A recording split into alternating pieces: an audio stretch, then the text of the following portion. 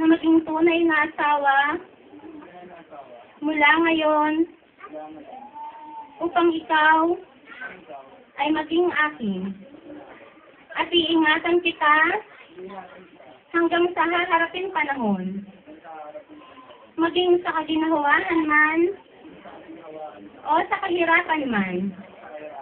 At maging sa anuman. Hanggang sa tayo'y paghiwalayin ng kamatayan.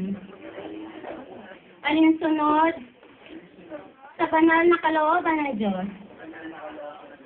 At sa katapusan nito, ay buong puso kong ipinagkakalob sa iyo ang aking mga pangako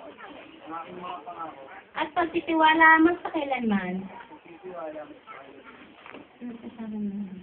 Akong si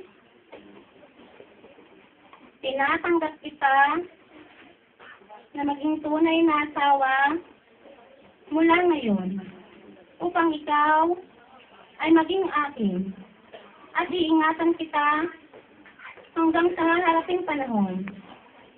Maging sa kaginawahan man o kahirapan man at maging sa anuman hanggang sa tayo'y paghiwalayin ng kamatayan. Alinsunod sa banal na kalooban ng Diyos. At sa katapusan nito, ay buong puso kong ipinagkakalob sa iyo ang aking mga pangako at pagtitiwala magpakailanman. Manalangin tayo.